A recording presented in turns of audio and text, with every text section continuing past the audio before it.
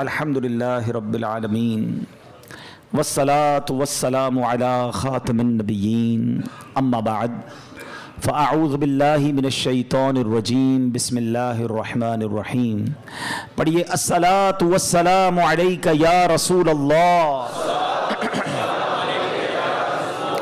وعلی آلک واصحابک یا حبیب اللہ. الصلاة والسلام علیک یا نبی اللہ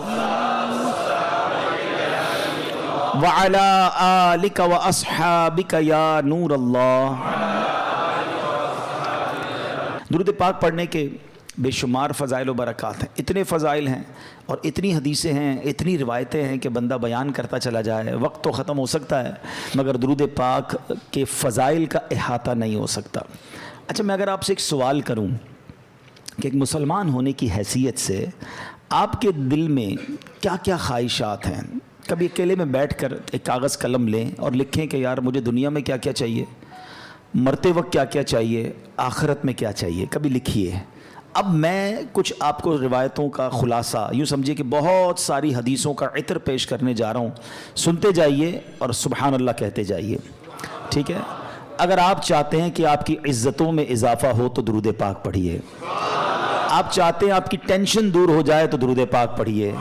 آپ چاہتے ہیں مصیبتوں اور پریشانیوں سے نجات مل جائے تو درود پاک پڑھیے. آپ چاہتے ہیں آپ کی روزی میں برکت ہو جائے تو درود پاک پڑھیے. آپ کے گناہ معاف ہو جائیں تو درود پاک پڑھیے. آپ چاہتے ہیں ذلت و رسوائی سے بچ جائیں تو درود پاک پڑھیے. مرتے وقت نبی پاک کا دیدار کرنا چاہتے ہیں تو درود پاک پڑھیے. بلکہ ایسے دیکھنا چاہتے ہیں کہ پیارے آقا اپنے ہاتھوں سے قبر میں اتار رہے ہیں تو درود پاک پڑھیے. قیامت کے دن نبی پاک کے ہاتھوں جام کوثر پینا چاہتے ہیں تو درود پاک پڑھیے. اور سنیے، آقا کے ساتھ ساتھ جنت میں جانا چاہتے ہیں تو درود پاک پڑھیے. بار بار مدینے جانا چاہتے ہیں تو درود پاک پڑھیے. سنیے، نبی پاک کا خواب میں دیدار کرنا چاہتے ہیں تو درود پاک پڑھیے. پنجابی میں کہتے ہیں نا ہن کچھ باقی رہ گیا ہے. اب مجھے بتائیے، جتنی باتیں میں نے بتائی ہیں اس کے علاوہ کچھ باقی رہ گیا جو آپ کو زندگی میں چاہیے، مرتے وقت چاہیے، قیامت کے دن چاہیے؟ روزی میں برکت ہو، ٹینشن دور ہو جائیں، عزتیں بڑھتی رہیں، سکھ کی زندگی رہے، بار بار مدینے جاتا رہوں، پیارے آقا کا دیدار بھی ملے، مرتے وقت پیارے آقا کا دیدار ملے، جنت میں نبی پاک ساتھ لے جائیں. کچھ اور چاہیے؟ سب ہو گیا نا. یہ ہے درود پاک. یہ میں نے اپنی طرف سے نہیں بتایا، جو ماشاءاللہ علماء بیٹھے ان سے پوچھیں، تقریباً ہر جملے کے پیچھے کوئی روایت یا کوئی حدیث ہے. یہ سب فضیلتیں نبی پاک نے درود پاک کے فضائل میں بیان فرمائی ہیں. یعنی ہر درد کی دوا ہے صلی علی محمد، ہر درد کی دوا ہے صلی علی محمد، تعویذ ہر بلا ہے صلی علی محمد. یعنی ہر پرابلم کا سولوشن درود پاک میں ہے. مگر پرابلم یہ ہے کہ ہم درود پاک پڑھتے نہیں ہیں، بہت زیادہ وقت ضائع کرتے ہیں، بہت ٹائم ضائع کرتے ہیں. نہ کریں ایسا. درود پاک کو تھام لیں، اس کو اپنی زندگی کا حصہ بنا لیں. آپ اپنی آنکھوں سے دیکھیں گے، آپ کے مسئلے حل ہو جائیں گے، آپ کی پرابلم سالو ہوگی، آپ ریلیکس فیل کریں گے اور انشاءاللہ دنیا اور آخرت کی برکتیں حاصل کریں گے. نیت کر لیں کہ انشاءاللہ آج کے بعد کثرت کے ساتھ درود پاک پڑھیں گے. صلو علی الحبیب صلی اللہ تعالی علی محمد صلی اللہ علیہ وسلم. شعبان المعظم کی 15ویں رات، شب برات. اس کو برات پتہ ہے کیوں کہتے ہیں؟ آپ نے جملہ سنا ہوگا، با عزت بری ہو گیا. حدیث پاک میں آتا ہے جب شعبان کی 15ویں رات آئے تو اس رات قیام کرو، یعنی اس رات عبادت کرو. آقا فرماتے پھر دن کو روزہ رکھو. تو بے شک اس رات سورج غروب ہوتے ہی اللہ پاک اپنی شان کے مطابق آسمان دنیا پر تجلی فرماتا ہے اور ارشاد فرماتا ہے، الا من مستغفر لی فاغفر لہ. ہے کوئی مجھ سے مغفرت مانگنے والا کہ اسے معاف کر دوں؟ الا مسترزق فارزقہ. ہے کوئی رزق مانگنے والا کہ اسے رزق عطا کر دوں؟ الا مبتلا فاعافیہ. ہے کوئی پریشان حال کہ میں اس کی پریشانی دور فرماؤں؟ ہے کوئی ایسا؟ طلوع فجر تک یوں ہی اعلان ہوتا رہتا ہے. پتہ اس رات کتنے بخشے جاتے ہیں؟ حدیث پاک میں آتا ہے اللہ کریم قبیلہ بنی کلب کی بکریوں کے بالوں کی تعداد کے مطابق گناہ گاروں کو جہنم سے آزاد فرماتا ہے. ہم میں سے کون ہے جو اپنے سر کے بال گن سکے؟ We are not able to count our own hair. اپنے سر کے بال نہیں گن سکتے, ایک بکری کے بال نہیں گن سکتے. قبیلہ بنی کلب کے بارے میں آتا ہے ہزاروں بکریاں پالتا تھا, وہ سب سے بڑا قبیلہ تھا جو سب سے زیادہ بکریاں پالتا تھا. اس کا مطلب کروڑ لوگ بخشے جائیں گے. مگر حدیث پاک میں چند بد نصیبوں کا ذکر ہے کہ جو نہیں بخشے جائیں گے. فرمایا شرابی نہیں بخشا جائے گا, ماں باپ کا نافرمان نہیں بخشا جائے گا, زنا کا عادی نہیں بخشا جائے گا, رشتے توڑنے والا نہیں بخشا جائے گا, تصویر بنانے والا, یہ جو اپنے ہاتھ سے تصویریں بناتے ہیں, مجسمے بناتے ہیں, نہیں بخشا جائے گا, چغل خور نہیں بخشا جائے گا. ایک اور روایت کے مطابق نجومی, یہ جو کاہن ہوتے ہیں, یہ نہیں بخشے جائیں گے. جادو ٹونا کرنے والا نہیں بخشا جائے گا. تکبر والا لباس پہننے والا نہیں بخشا جائے گا. مسلمان سے بلا اجازت شرعی بغض و کینہ رکھنے والا, دشمنی چھپانے والا, دل میں جیسے بغض رکھتے ہیں, وہ بھی نہیں بخشا جائے گا. ذرا غور کیجئے, کہیں ایسا نہ ہو کروڑوں بخشے جائیں اور میری کسی بری عادت کی وجہ سے میں پھنس جاؤں اور میری بخشش نہ ہو. تو اے میرے پیارے اسلامی بھائیوں, اللہ بڑا کریم ہے, وہ توبہ قبول کرنے والا ہے. یہ بہت بڑے گناہ ہیں. اس سے یہ بھی اندازہ ہوتا ہے کہ جب اتنی بڑی عنایت, اتنی بڑی مغفرت ہے, یہ کتنے بڑے گناہ ہیں. تو اے میرے پیارے اسلامی بھائیوں, ہمیں توبہ کرنی ہے. ہم سب نے دنیا سے جانا ہے, ہم سب نے مرنا ہے. قبرستان بھی جانا سنت ہے نا, نہیں گئے تو ابھی آپ جائیے گا. یہ قبرستان جانا بھی ہمارے لیے عبرت کا سامان ہے, اسی لیے بھیجا گیا. نبی پاک فرماتے ہیں کہ پہلے میں تمہیں منع کرتا تھا, حدیث کا خلاصہ ہے کہ پہلے میں تمہیں منع کرتا تھا قبرستان جانے سے, اب جایا کرو اور وہاں جا کے عبرت لیا کرو. قبریں جا کر دیکھیں تو صحیح, کچھ تو خیال کریں کہ یہی میری 2 گز کی زمین میرا بھی ٹھکانہ ہے. اتنے بڑے گھر ہو, بڑا ہوادار گھر ہو, ویسٹ اوپن ہو, ایئر کنڈیشن ہو, نرم بستر ہو, یار لائٹ جائے تو UPS بھی ہونا چاہیے, اسٹینڈ بائی جنریٹر بھی ہونا چاہیے. ایک رات بغیر پنکھے کے جس کو نیند نہیں آتی, قبر میں سانپ اور بچھو آ گئے تو کیا بنے گا. قبرستان جا کر دیکھیں تو صحیح.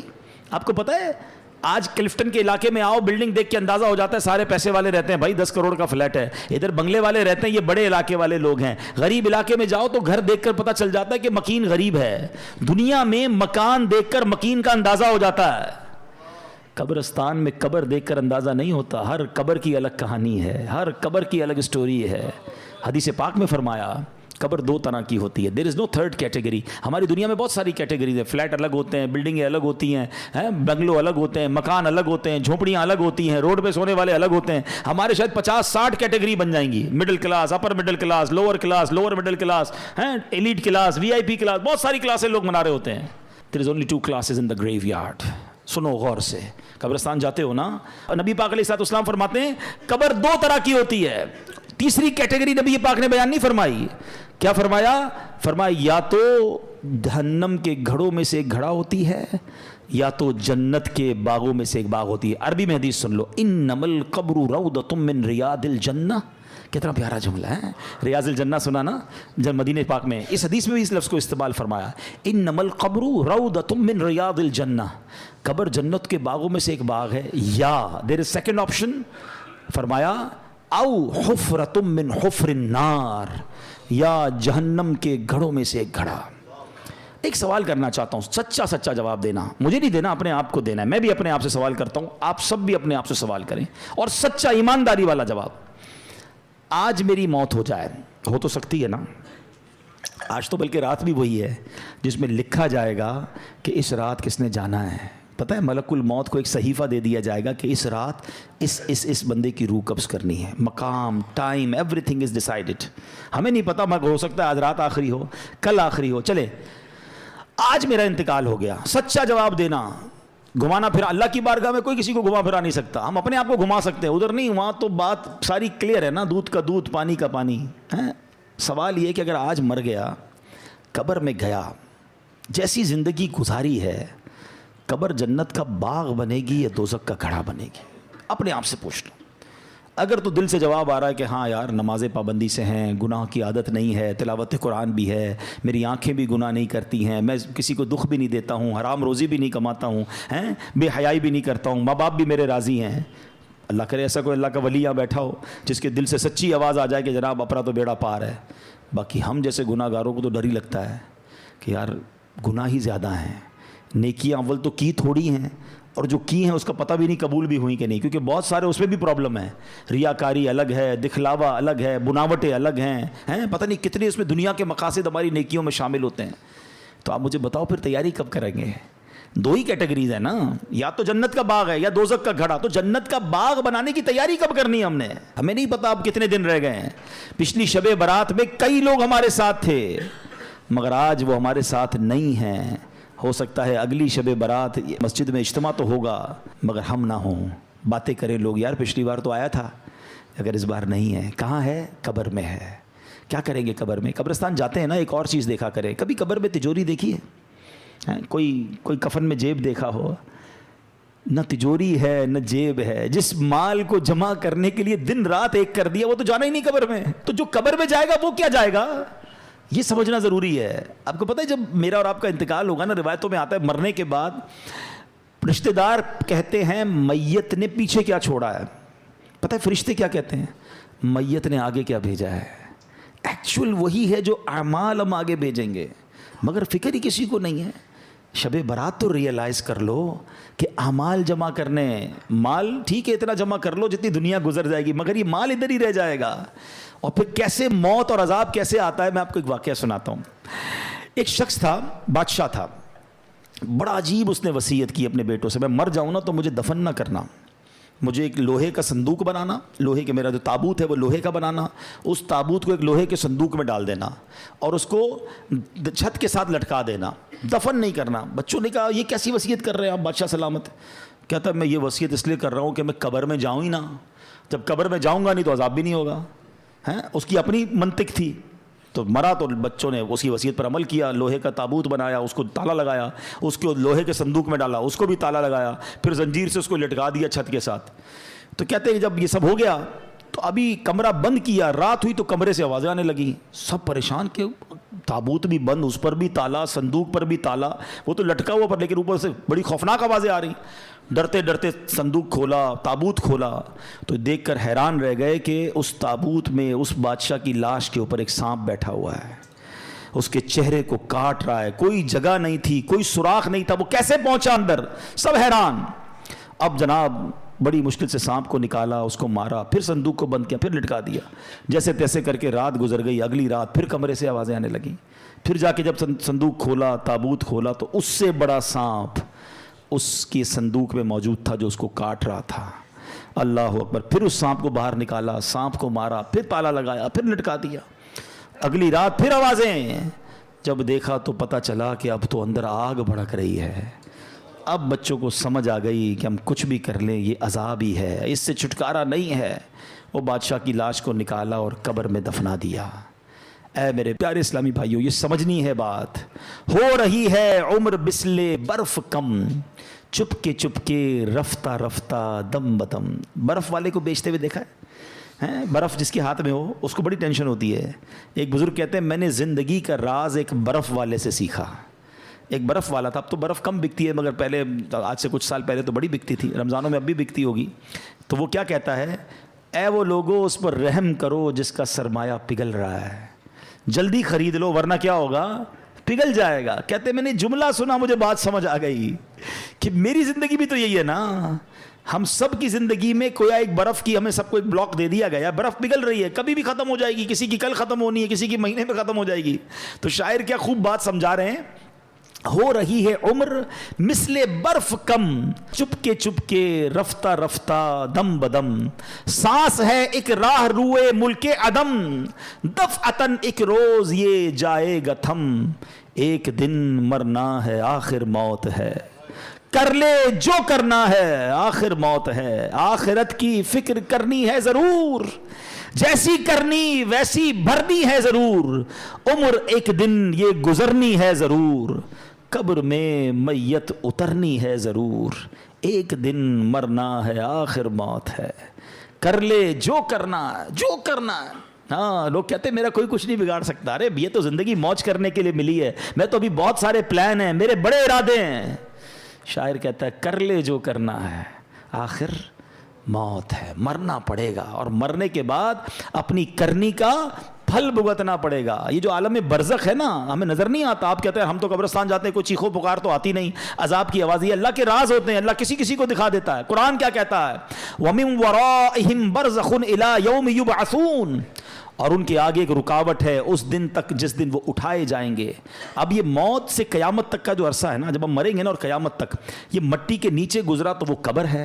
کسی نے کسی کو شیر نے کھا لیا تو اس شیر کا پیٹ جو ہے نا وہ اس کے لیے قبر ہوگی. کوئی سمندر میں ڈوب گیا تو وہی قبر سمجھی جائے گی. تھوڑے دنوں پرانی بات ہے نا, $2.5 لاکھ دے کر گئے تھے نا سمندر کے اندر.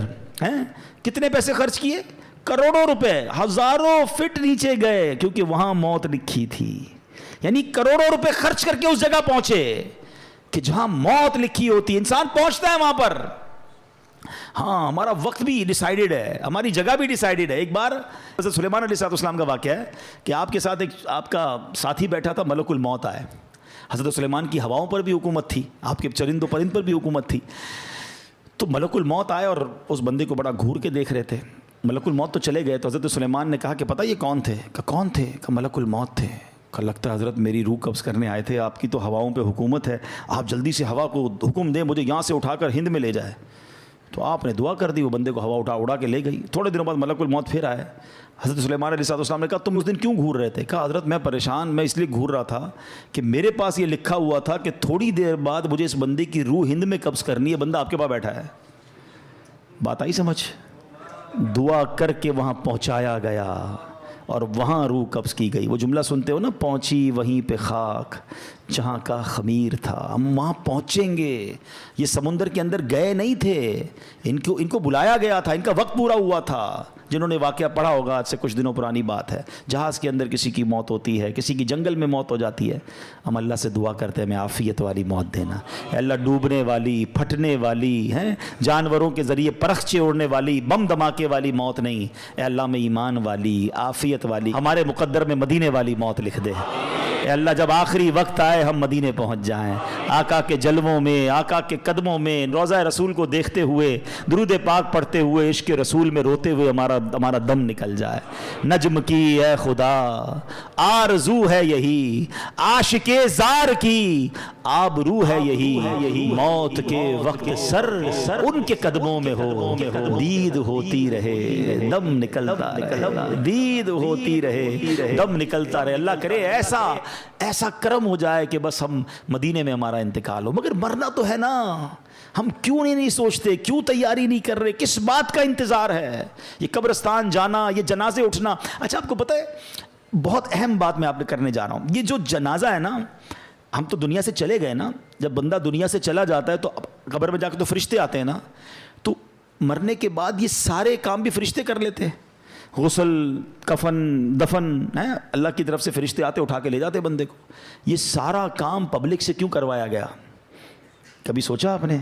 بھائی سوال جواب بھی فرشتے کریں گے, عذاب بھی فرشتے دیں گے, نعمتیں بھی قبر میں فرشتے دیں گے, لیکن یہ جو قبر سے پہلے کے معاملات ہیں یہ ہمارے ہاتھ میں کیوں دیے گئے؟ یہ پریکٹیکلی پبلک کو دکھایا جانا ہے کہ دیکھو غسل ہو رہا ہے, دیکھو کفن ہو رہا ہے, یہ تمہاری حقیقت ہے. دیکھو یہ میت اب اپنا ہاتھ بھی نہیں اٹھا سکتی, اپنے آپ کے اوپر مکھی بیٹھے وہ بھی نہیں اڑا سکتی, اور پھر یہ قبر میں ڈالا جا رہا ہے, پھر قبر کو بند کیا جا رہا ہے, ایک سوراخ بھی نہیں چھوڑنے دیتے. ہم آواز لگاتے ہیں بھائی ذرا ادھر بھی پتھر لگاؤ, سوراخ ہو گیا ہے, نظر آ رہا ہے. کبھی سوچا میں بھی قبر میں جاؤں گا, میرا ہی دوست کہے گا بھائی یہ تھوڑا سا سوراخ بھی بند کر دو, کسی کو یہ خیال نہیں آئے گا میرا اکیلے کیا بنے گا. ہم کیوں نہیں سوچتے یہ سب میرے ساتھ ہونا؟ یہ پریکٹیکلی غسل, کفن, دفن کروانے کی ایک حکمت بھی ہے. اور یاد رکھو کفن پہنانا آسان ہے, کفن پہننا آسان نہیں ہے. میت کو غسل دینا آسان ہے, مگر جس میت کو غسل دیا جا رہا ہے اس پہ سوچو کیا بیتتی ہوگی. قبر میں اتارنا آسان ہے, قبر میں اترنا آسان نہیں ہے, مگر ہمیں بھی اترنا پڑے گا. کاش یہ بات سمجھ آ جائے اور ہم گناہوں سے توبہ کر لیں. ورنہ انسان کہتا ہے بعد میں کر لوں گا توبہ, ابھی ٹائم ہے یار. مولانا صاحب باتیں بڑی اچھی کر رہے ہیں, ابھی بھی شیطان کسی کے کان میں بات کر رہا ہوگا یہ مولانا صاحب باتیں بڑی اچھی کر رہے ہیں, لیکن ابھی تو یار جوان ہوں بھائی, بوڑھا ہو کے میں بھی اللہ اللہ کروں گا. یہ بھی مولوی صاحب جو باتیں کر رہے ہیں 50 سال کے ہی ہو گئے نا, میں بھی 50 سال کا ہوں گا تو اللہ اللہ کر لوں گا. تو چلے بھائی آپ کے پاس اگر گارنٹی ہے مجھے بتا دیں کہ آپ 50 سال تک جئیں گے. ہے کوئی یہاں ایسا جس کے پاس 1 سال زندہ رہنے کی گارنٹی ہو؟ اس مسجد میں پورے مجمع میں کوئی ایک بندہ جس کے پاس 1 ہفتہ جینے کی گارنٹی ہو؟ اچھا کل صبح تک زندہ رہنے کی گارنٹی تو ہوگی آپ کے پاس, وہ بھی نہیں ہے. اچھا اتنے عقل مند تو ہیں کہ یہ پتہ ہے آگاہ اپنی موت سے کوئی بشر نہیں، سامان 100 برس کا ہے، پل کی خبر نہیں۔ تو اے میرے پیارے اسلامی بھائیوں، خدارا اپنی آخرت کی تیاری کیجئے۔ صحابی رسول حضرت ابو ہریرہ رضی اللہ تعالیٰ عنہ فرماتے ہیں، ایک دن نبیوں کے نبی رسول ہاشمی صلی اللہ تعالیٰ علیہ وسلم نے یہ آیت پڑھی، وَمَنْ أَعْرَضَ عَنْ ذِكْرِي فَإِنَّ لَهُ مَعِيشَةً ضَنْكًا، اور جس نے میرے ذکر سے منہ پھیرا تو بے شک اس کے لیے تنگ زندگی ہے۔ پھر فرمایا تم جانتے ہو تنگ زندگی کیا ہے؟ صحابہ کرام نے عرض کی حضور اللہ و رسول عالم، اللہ جانے، اس کے بتائے سے اس کا رسول جانے۔ تو فرمایا اس سے مراد قبر کا عذاب ہے جو کافر کو دیا جائے گا۔ اس ذات کی قسم جس کے قبضے میں میری جان ہے، قبر میں غیر مسلم پر 99 تنین مسلط کیے جائیں گے۔ نبی پاک فرماتے ہیں کیا تم جانتے ہو تنین کیا ہے؟ صحابہ نے کہا آپ ارشاد فرمایا۔ فرمایا یہ 99 سانپ ہوں گے، ان میں سے ہر سانپ 7 سروں والا ہوگا، یہ 99 سانپ اسے قیامت تک کاٹتے رہیں گے۔ اللہ ہمارے ایمان کی حفاظت فرمائے، ہم مسلمان ہی دنیا سے جائیں۔ یہ بھی بڑا پرابلم ہے، ہمیں فکر ہی نہیں ہے ایمان کی۔ ہم سمجھتے ہیں مسلمان ہیں تو جناب بڑی اچھی بات ہے، ایمان والے ہیں، مگر ایمان سلامت رہے اس کی فکر کون کرے گا؟ یاد رکھیے اس وقت بھی دنیا میں سب سے زیادہ تیزی سے پھیلنے والا مذہب یہ اسلام ہے۔ The most growing religion on earth, کائنات میں سب سے تیزی سے لوگ مسلمان ہو رہے ہیں، لیکن یہ ون وے ٹریفک نہیں ہے۔ جس طرح لوگ مسلمان ہو رہے ہیں معاذ اللہ، اس طرح کوئی ایمان سے بھی خارج ہو سکتا ہے۔ ہمیں دعا کرنی ہے اللہ ہمارا ایمان سلامت رکھے ہو۔ ہم کیا دعا کریں؟ ہمارے نبی پاک دعا فرمایا کرتے، ہماری تو اوقات ہی کوئی نہیں نا۔ جن کے صدقے ایمان ملا ہے وہ دعا کرتے، یا مقلب القلوب ثبت قلبی علی دینک، اے دلوں کو پھیرنے والے میرے دل کو اپنے دین پر ثابت قدمی عطا فرما۔ کون دعا کر رہا ہے؟ اللہ کے نبی۔ ہم میں سے کسی نے دعا کی؟ ہم کبھی ٹینشن میں آئے؟ میری گاڑی، ابھی کسی کی گاڑی باہر کھڑی ہوگی اس کو ٹینشن ہوگی، یار نئی گاڑی لی ہے کہیں اسکریچ نہ لگ جائے۔ قیمتی موبائل جیب میں ہو تو ہر تھوڑی دیر بعد ہاتھ لگاتے ہیں، ہاں یار پڑا ہوا ابھی تک نکلا نہیں ہے۔ اتنی ٹینشن ہے تمہیں اپنے پیسوں والی چیزوں کی۔ سب سے قیمتی چیز ایمان ہے، کبھی اس کی ٹینشن لی کہ اللہ میرا ایمان سلامت رہے، میرا ایمان چھن نہ جائے، میں مرتے وقت مسلمان مروں؟ ہیں برے دوستوں میں بیٹھ رہے ہیں۔ ایمان چھن جانے کے بڑے اسباب ہیں، شرابیوں کے ساتھ بیٹھتے ہیں، جواریوں کے ساتھ بیٹھتے ہیں، بے حیا لوگوں کے ساتھ بیٹھتے ہیں، الٹی سیدھی باتیں کرنے والوں کے ساتھ بیٹھتے ہیں۔ یہ نحوست ہے، ایمان چھن جانے کا ڈر ہے۔ جو گناہوں کا عادی ہوتا ہے اس سے ایمان چھن جاتا ہے، پتہ نہیں کیسی کیسی باتیں ان کی زبان سے نکل رہی ہوتی ہیں، اللہ رسول کا مذاق، جنت و دوزخ کا مذاق، کامیڈین بنائے ہوئے لوگوں نے ہیں، اب تو ویوز کے چکر میں پتہ نہیں کیا کیا بول رہے ہوتے ہیں، ہمیں بڑے اچھے لگتے ہیں۔ نہ بیٹھو ان کی صحبتوں میں۔ مجھے ایک بات بتائیں، ابھی 4 سال پہلے کووڈ آیا تھا نا، کووڈ نے سکھایا نا سوشل ڈسٹینس، نہیں یار یہ چھینک رہا ہے اسے دور رہو بھائی، اس نے ماسک پہنا ضرور کچھ ہوگا، اتنا ڈر گئے تھے۔ تمہیں ایک بیماری کی وجہ سے دور رہنا سمجھ آ گیا، جہاں رب کی لعنت برس رہی ہے ان لوگوں سے دور رہنا سمجھنا آیا۔ آج پتہ ہے کیا کہتے ہیں؟ کہتے ہیں میں شراب نہیں پیتا، دوست شراب پیتے، میں تو بیٹھتا ہوں۔ وہ جوا کھیلتے ہیں مجھے پتا ہے لیکن میں بیٹھتا ہوں، وہ بری باتیں کرتے ہیں میں نہیں کرتا، میں کیوں بیٹھتے ہو بھائی؟ آپ کو پتہ ہے جہاں رب کی طرف سے لعنت برس رہی ہے ادھر بیٹھے ہوئے ہو، کیا مجھ پر عذاب الہی نہیں آ جائے گا؟ کیوں سمجھ نہیں آتی؟ 2 اور 4 والی باتیں۔ کسی بلڈنگ میں آگ لگ جائے، اس بلڈنگ میں رہتے ہیں ہم، یار نیچے آگ لگی ہے نا اوپر تو نہیں لگی، پوری بلڈنگ خالی ہو جاتی ہے، آگ جہنم کی آگ لگی ہوئی، آپ ادھر بیٹھے ہوئے ہیں۔ اور ایک بار اور یاد رکھ لیں کہ جتنی برائیاں ہیں نا، بڑے ینگسٹر مجھے سن رہے ہیں، میرا یہ دعویٰ ہے آپ جا کے چیک کر لو، کسی شرابی، کسی جواری، کسی چور، کسی ڈاکو، کسی بھی برے کام کرنے والے سے ایک بار پوچھ لو کہ بھائی یہ عادت کدھر سے ملی ہے۔ ایک بندہ نہیں کہے گا کہ امی نے سکھائی تھی، ابو نے سکھائی تھی، ابو نے کہا بیٹا آج تیری برتھ ڈے تو یہ تیرے کو چرس کا سگریٹ دے رہا ہوں، کسی کی ابو امی نے نہیں پلایا تھا۔ یہ کدھر سے آئی یہ ساری عادتیں؟ بتاؤ نا، برے دوستوں سے ہی آئی نا۔ اس کا مطلب 2 اور 2 4 والی بات ہے کہ بری صحبت ہی بندے کو برا بناتی ہے۔ ہم بری صحبت چھوڑنے کے لیے تیار ہی نہیں ہیں۔ ہم نے تو دوست بھی وہ بنائے کہ نماز پڑھیں تو مذاق اڑاتے ہیں ہمارا، اور مولوی بن گیا کدھر جا رہا ہے بھائی، ٹھیک ہے جمعہ پڑھ لیتا ہے بہت ہے، ہمیں وہی دوست اچھے لگتے ہیں۔ کیوں چاہیے مجھے وہ دوست چاہیے کیوں؟ ہم کیوں نہیں سمجھ رہے یہ بات؟ ہم خود اپنے پیر پہ کلاڑی مار رہے برے لوگوں میں بیٹھ کر۔ ہمیں اگر واقعی نیک بننا ہے تو ہمیں نیک لوگوں کی صحبت اپنانی ہوگی۔ Simple is that. اچھی صحبت میں آئے، آپ کو اچھائی کرنے کا دل لگنا لگ گیا، آپ کا ذکر اللہ کا دل چاہ رہا ہے، آپ کا درود پاک پڑھنے کا دل چاہ رہا ہے، یہ اچھی صحبت کی برکت ہے۔ بالکل پریکٹیکلی فارمولہ آ گیا نا۔ تو پلیز آج کچھ ڈیسائیڈ کرو یار، آج کچھ طے کرو۔ اگر دیکھیں آپ نے وہ 6 گناہگار 7 گناہگار سنے، شراب کا عادی نہیں بخشا جائے گا۔ اگر میرا کوئی اللہ نہ کرے کوئی بھائی ایسا بیٹھا ہے مجھے سن رہا ہے شراب کی عادت ہے، خدا را توبہ کر لو، یہ کتنا بڑا گناہ ہے کہ شب برات بھی نہیں بخشے جائیں گے۔ لیکن اگر شرابی نہیں بیٹھا نا کوئی یہاں پر، شرابی کا دوست بیٹھا ہوگا، ہیں ایسی پارٹیوں میں جانے والا تو ضرور بیٹھا ہوگا, میں کیا کروں دوست پیتے ہیں کیا کریں شادیوں, آج کل سنا شادیوں میں کولڈ ڈرنک کی طرح شراب پی جاتی ہے. پھر اچھا صرف شراب نہیں, طرح طرح کے نشے چل رہے ہیں, ڈرگس چل رہے ہیں. میں نہیں کرتا, دوست کرتے, نہ جائیں آپ, پھر مبتلا ہو جائیں گے. نہیں بھی مبتلا ہوں گے تو ان پر جو لعنت برس رہی ہے, دیکھیں نا یہ کتنے بڑے مجرم ہیں کہ شب برات نہیں بخشے جائیں گے. پھر زنا کا عادی نہیں بخشا جائے گا. کتنا عام ہو گیا یہ بدکاری, اتنا آسان ہو گیا معاذ اللہ. اچھا لوگ کہتے ہیں پاکستان میں ذرا جاننے والے فلاں ملک چلتے ہیں, فلاں ملک چلتے ہیں, کیوں جاتے ہیں بیرون ملک؟ لیکن آپ سوچئے, آپ اکیلے کسی ملک چلے بھی گئے, آپ نے اپنی پسند کا گناہ کر بھی لیا, رب تو دیکھ رہا ہے نا, اس کو کیا جواب دو گے؟ اور یہ کتنا بڑا گناہ ہے کہ آج زنا کا عادی نہیں بخشا جائے گا. خدا را توبہ کر لیں. یہ پہلے آنکھ بہکتی ہے, یاد رکھیے گا. یہ جو موبائل فون ہمارے ہاتھ میں ہے نا, یہ جنت میں بھی لے جا سکتا ہے, یہ جہنم میں بھی لے جا سکتا ہے. اسی موبائل فون سے وہ کچھ دیکھ رہے ہیں کہ پہلے آنکھ بہکتی ہے, پھر دل بہکتا ہے, پھر شرمگاہ بہکتی ہے. توبہ کریں. ایسی بے حیا دوستوں میں, بے حیا لڑکیوں سے دوستیاں, ان سے فون پہ بات چیت, ساری رات. کیا کر رہے ہیں بھائی؟ کیوں اپنی زندگی کو برباد کر رہے ہیں؟ اللہ کو کیا جواب؟ سب بخشے جائیں گے, کہیں ہم نہ رہ جائیں ان چیزوں سے. اچھا یہ پتہ کیوں؟ کیونکہ صحبت ہی وہی ہے نا. ہم بیٹھتے ہی ادھر گرل فرینڈ بوائے فرینڈ کی باتیں ہوتی ہیں, جدھر ذکر یہ ہو رہا ہوتا ہے. اب مجھے ایک بات بتائیں, رائٹ ناؤ کسی کے ذہن میں اس طرح کی بے حیائی کا خیال آ رہا ہے؟ کیوں نہیں آ رہا؟ آپ اچھی صحبت میں بیٹھے ہیں. دس از دا فارمولا. اگر آپ چاہتے ہیں, ہم کہتے ہیں یار میں کیسے بچوں گناہوں سے, actually this is the formula کہ آپ اپنی صحبتیں اچھی کر لیں. اچھے لوگوں میں بیٹھیں گے تو خوف خدا دل میں آئے گا, گناہ سے دور ہونے کا جی چاہے گا. پھر کون سا گناہ گار نہیں بخشا جائے گا؟ ماں باپ کا نافرمان. یہ کتنی بڑھ گیا یہ پرابلم. کتنا ماں باپ کے سامنے زبان چلاتے ہیں آج کا نوجوان, ہیں ماں باپ کو ڈانٹتے ہیں. وہ دن دور ہو گئے کہ ماں باپ بچوں کو ڈانٹیں. بچے شاؤٹ کر رہے ہیں ماں باپ پر, بلکہ یہ حال ہو گیا کہ ماں باپ ڈر رہے ہیں, اپنے بچوں سے بات کرنے میں ڈر رہے ہیں کہ یار بچے کو سمجھاؤں گا تو مجھ سے لڑے گا, بیٹی کو سمجھاؤں گی تو ماں کہتی بیٹی مجھ پہ چیخے گی. تف ہے اس اولاد پر کہ جس سے ماں باپ ڈر رہے ہیں. یاد رکھو حدیث پاک میں آتا ہے, جس سے اس کے ماں باپ راضی اس سے اس کا رب راضی, جس سے اس کے ماں باپ ناراض اس سے اس کا رب ناراض. تم سے ساری دنیا راضی ہے, میرے دوست راضی, میرے رشتہ دار, میرے سارے جناب محلے والے راضی, اور ماں باپ ناراض بیٹھے ہیں. برباد ہو جاؤ گے, مارے جاؤ گے. دیکھیں نا کتنا بڑا گناہ ہے کہ شب برات سب بخشے جائیں گے, ماں باپ کا نافرمان نہیں بخشا جائے گا. اپنے ماں باپ کو راضی کریں, ان کی رسپیکٹ کریں. خدا کی قسم اس سے بڑا خوش نصیب کون ہے کہ شب برات بھی ہے اور تمہاری ماں تمہارے پاس ہے, تمہارا والد تمہارے پاس ہے. ارے تمہارے تو وارے نیارے ہو گئے. آج کی رات تمہاری ماں تمہارے لیے دعا کر دے, پھر چاہیے کیا تم کو؟ آج کی رات تمہارا باپ تمہارے پاس ہے, جاؤ نا اس سے دعا کرواؤ. پوچھو ان سے جن کے چلے گئے ماں باپ, قبرستان جانا پڑتا ہے ان سے بات کرنے کے لیے. یاد رکھنا میرے بھائیوں, میرے بچوں, جن کے ماں باپ ہیں نا, جب چلے جائیں گے نا پھر تمہیں پتا چلے گا یہ کیا ہستیاں ہیں. 2 موقع پر تو ماں باپ بڑے یاد آتے ہیں.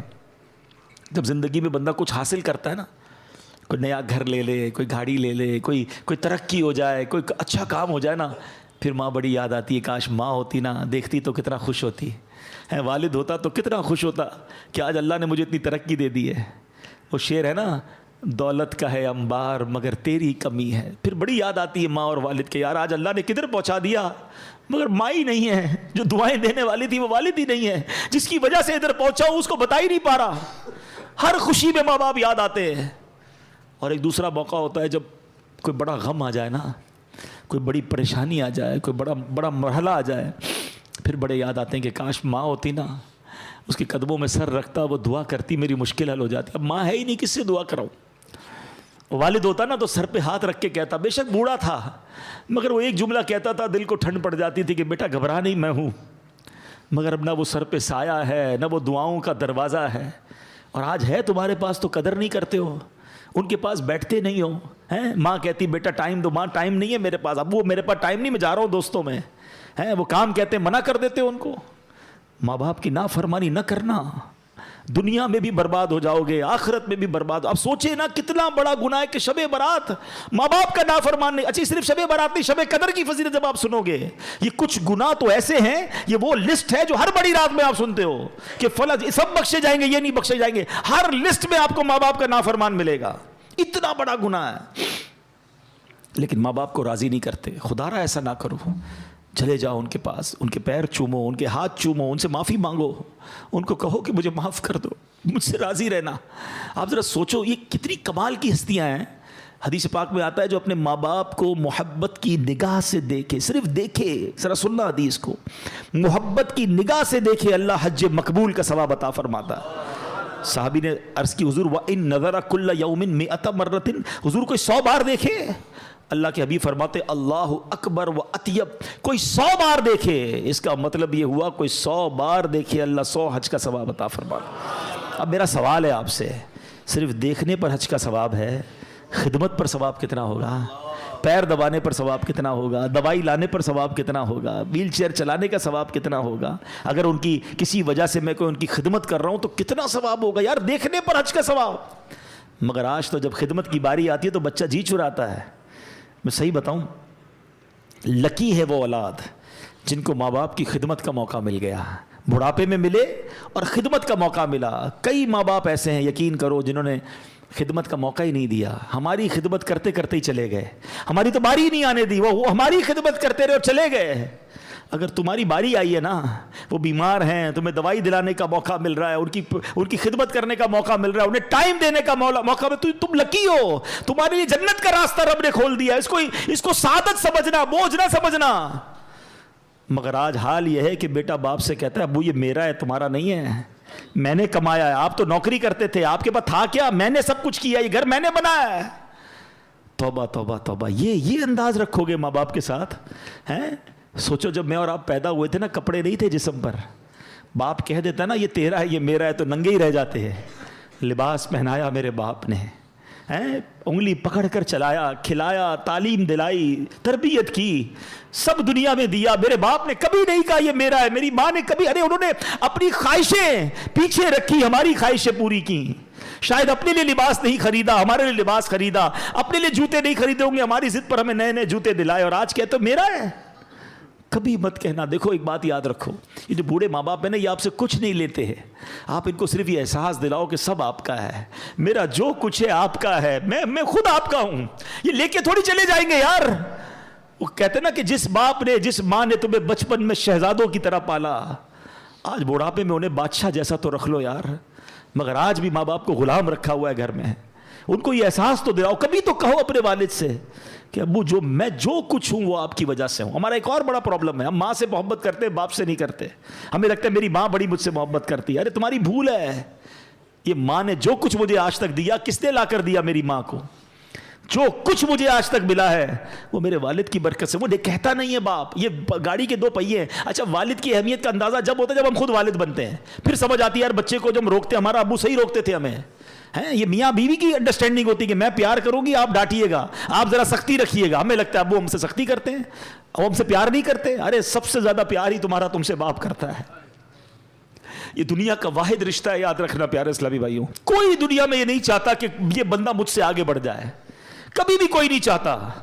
یہ والد ہے دنیا کا واحد رشتہ جو ہمیشہ یہ چاہتا ہے کہ میرا بیٹا ہمیشہ مجھ سے آگے بڑھ جائے، عزت میں بھی آگے بڑھے، دولت میں بھی آگے بڑھے، شہرت میں بھی آگے بڑھے، مقام بھی میرے بیٹے کا آگے بڑھ جائے۔ یہ وہ رشتہ ہے، یہ ایسا پیار ہے والد اور بیٹے کا۔ تو ماں باپ کی قدر کرو میرے بچوں، میرے بھائیوں، جس کے پاس ماں باپ ہیں اور ناراض ہیں انہیں راضی کر لینا۔ کبھی بوڑھے ہو جاتے ہیں چڑچڑے، ہو سکتا ہے آپ کو کچھ سنا دیں، ڈانٹ دیں، نہیں یار کوئی بات نہیں، بہت کچھ دیا ہے انہوں نے، بچے ہو گئے۔ زندگی ایک سائیکل ہے، یہ زندگی کا پتہ ہے سفر کیسے شروع ہوتا ہے؟ ہم جو چھوٹے تھے نا، ہم کرال کرتے تھے، رینگتے تھے، پھر انگلی پکڑ کر چلنا شروع ہوئے، پھر انسٹالر پر ہمارے امی ابو نے وہ چھوٹی سی بچہ گاڑی پہ چلایا ہے، پھر ہم چلنے لگے، پھر دوڑنے لگے، پھر بڑے ہو گئے، 50 55 60 کے بعد پھر اسٹک آتی ہے ہاتھ میں، پھر ویل چیئر آتی ہے، اور ایک وقت آتا ہے پھر ہم زمین پہ چلے جاتے ہیں۔ تو سمجھ لو کہ یہ پورا ایک سرکل ہے۔ جو 60 سال کا بوڑھا ہے نا، وہ 6 سال کے بچے کے برابر ہے۔ 6 سال کا بچہ برا لگتا ہے آپ کو؟ بار بار کوئی بات کہے، ضد کرے، آپ سے لڑے، آپ مسکراتے ہیں، بچہ لڑ رہا ہوتا ہے، مسکراتے کیونکہ بچہ ہے۔ آپ 60 سال کے بوڑھے کو پہلے 6 سال کا بچہ سمجھ لو، پھر آپ کو نہ ابو کی کوئی بات بری لگے گی، نہ ان کا ڈانٹنا برا لگے گا، نہ ان کا ضد کرنا برا لگے گا، نہ بار بار ریپیٹ کرنا برا لگے گا، نہ ان کو آپ ان کا کم سننا برا لگے گا۔ بھائی 6 سال کا بچہ بھی نہیں سمجھتا، 60 سال کا بوڑھا بھی نہیں سمجھتا۔ 70 سال کا ہو جائے سمجھ لو 5 سال کا بچہ ہو گیا، ایک سال کم کرتے جاؤ۔ انڈرسٹینڈنگ لیول آپ کو بڑا آسان دے رہا ہوں میں۔ جس دن آپ یہ سمجھ جاؤ گے نا بوڑھے لوگوں کو، آپ انجوائے کرو گے، ڈانٹ رہے ہوں گے آپ کو برا نہیں لگے گا۔ لوگ لڑ رہے ہوتے ہیں بوڑھے ماں سے، ابو ڈانٹتے ہیں، بھائی ڈانٹ نہیں رہے، ان کو سمجھ ہی نہیں پڑ رہی اس وقت، آپ ان کی خدمت کرو، موقع ملا ہے۔ تو اے میرے بچوں، ماں باپ کا نافرمان نہیں بخشا جائے گا۔ چغل خور نہیں بخشا جائے گا. باتیں تو بہت ساری ہیں, میں اس کو کنکلوڈ کرتا ہوں. اب یہ بھی بڑی بیماری ہے. کئی خواتین مجھے سن رہی ہوں گی, میری بہنیں, خدا رہا یہ چغل خوری ان میں بہت زیادہ ہے, یا مردوں میں بھی ہوتی ہے. بڑا انجوائے کرتے ہیں لوگ. چغل خوری کیا ہے؟ ادھر کی بات ادھر پہنچانا. پتہ چلا تیرا بھائی یہ کہہ رہا تھا, وہ تیرا دوست یہ کہہ رہا تھا, بڑا مزہ آتا ہے اس کی بات پہنچانے میں تاکہ لڑائی ہو جائے, جدائی ہو جائے. آپ کو پتہ یہ اتنا بڑا گناہ ہے کہ آج کی رات وہ نہیں بخشا جائے گا. لیکن میں آپ کو ایک اور عجیب بات بتاؤں کہ اللہ کریم کو یہ کتنا محبوب ہے کہ بندے مل کر رہے ہیں. جھوٹ کبیرہ گناہ ہے نا, جہنم میں لے جانے والا کام ہے. مگر اگر دو مسلمانوں میں لڑائی ہو گئی ہے, میاں بیوی میں لڑائی ہو گئی ہے, تو ان کو جوڑنے کے لیے جھوٹ بولنے کی اجازت دی گئی کہ کسی طرح ان کی جو ہے نا محبت بڑھا دو, پیار کرا دو, دوستی کرا دو. جھوٹ بھی بولنا پڑے کہ بھائی تیرے لیے تو بڑی تعریف کرتا ہے یار, تیرا بھائی تو تیری بڑی ماشاءاللہ واہ واہ کرتا ہے. وہ نہیں کرتا, پھر بھی جا کے بتاؤ تاکہ دل مل جائے. اس کی کچھ شرعی وہ ہے, تفصیل ہے. لیکن آپ جو سمجھانا چاہ رہا ہوں, عقل مند ذرا سمجھیے گا. جس مسلمان کی لڑائی کو جوڑنے کے لیے جھوٹ کی اجازت دے دی گئی, جو جا کے لڑائی کرواتا ہے اس کا کیا حال ہوگا؟ وہ اللہ کی بارگاہ میں کتنا ناپسند ہے. اچھا جھوٹ بول کے لڑائی کراتے, جھوٹ بول کے دوستی کرانے کی بجائے جھوٹ بول کے لڑائی کرواتے, گھر ٹڑوا دیتے ہیں. برباد ہو جائیں گے وہ لوگ جو چغل خوری کرتے ہیں. آپ کو اگر مثال کے طور پہ کسی نے کسی کی برائی کری دی تو آپ پر کب واجب ہے اس کو جا کے بتائیں کہ بھائی فلاں نے یہ بتایا تھا؟ نہیں, ہم تو فوراً کہتے ہیں اب مزہ آئے گا, بتاؤں گا, لڑائی کرواؤں گا. توبہ توبہ توبہ نہ کریں. مسلمانوں میں جوڑ پیدا کریں, پیار پیدا کریں. تو ہمیں توڑنے کے لیے نہیں آئے, ہم جوڑنے کے لیے آئے ہیں. تھوڑی سی زندگی ہے یار, محبت پیار سے جیے. اور آپ بھی چھوٹی چھوٹی باتیں, آخری میں بتا دوں کہ رشتہ داری کاٹنے والا, یہ بھی آج کی رات نہیں بخشا جائے گا. فلاں چاچا کے گھر نہیں جائیں گے, فلاں ماموں کے گھر نہیں جائیں گے, فلاں بھائی سے بات نہیں. کیوں نہیں بھائی؟ چھوٹی سی بات پر آپ نے لڑائی کی ہوئی ہے, آج معافی مانگ لیں, توبہ کر لیں, اس سے دوستی کر لیں اور رشتہ داریاں نہ کاٹیں. تو بہرحال میرے پیارے اسلامی بھائیوں, باتیں تو بہت ساری ہیں کرنے والی, مگر عرض یہی کرنا ہے, یہ رات بڑی مبارک رات ہے. گناہوں سے توبہ کریں, زندگی میں بدلاؤ لائیں, اچھی صحبتیں اپنائیں, بری صحبتوں سے اب اللہ سے وعدہ کریں کہ اب جو لائف ہے نا وہ میں اچھی گزاروں گا. اے اللہ مجھے محروم مت کر دینا, تو کروڑوں کو بخشے گا. اللہ میں رہ نہ جاؤں, میں بھی تیرا بندہ ہوں, میں مانتا ہوں گناہگار ہوں, مانتا ہوں خطا کار ہوں, میں ان مجرموں کی لسٹ میں بھی ہوں, مگر تو کریم ہے مالک. میں وعدہ ضرور کرتا ہوں کہ اب کوشش کروں گا کہ اب وہ گناہ نہیں کروں گا. میرے اللہ آج میری بخشش فرما دے. اللہ سے دوستی کر لو, آ جاؤ. اور دعوت اسلامی کا ماحول ہے جو ہمیں گناہوں سے بچا کر آخرت کی یاد دلاتا ہے. اس ماحول سے وابستہ رہیں. ہر جمعرات کو اس طرح کے بیان ہوتے ہیں, ذکر ہوتے ہیں, دعا ہوتی ہے, مغرب سے عشاء بیان ہوتا ہے. اب اس میں آیا کریں. ہم تو بڑے لکی ہیں, ہمارے پاس مدنی چینل موجود ہے. جب موقع ملے گھر پہ مدنی چینل دیکھیں, ایسے بیانات سنیں, اپنے گھر والوں کے ساتھ بیٹھ کر سنیں. انشاءاللہ سب کے دلوں پر اثر ہوگا. جو گھر کی خواتین ہیں ان کو اسلامی بہنوں کے اجتماع میں بھیجیں. دعوت اسلامی کا تو پورا سسٹم ہے نا, آپ اس کا ساتھ دیں. اور آخری عرض یہ ہے کہ شب برات ماشاءاللہ جو ہے وہ مرحومین کو ایصال ثواب کرنے کی بھی رات ہے. اس رات مرحومین کی جو روحیں ہوتی ہیں, ہمارے جو رشتہ دار چلے گئے دنیا سے, وہ ایکسپیکٹ کرتے ہیں کہ ہمیں ایصال ثواب ملے گا. تو ان کو خوب ایصال ثواب بھی کریں. اللہ پاک عمل کرنے کی توفیق عطا فرمائے. آمین بجاہ النبی الامین صلی اللہ علیہ وسلم.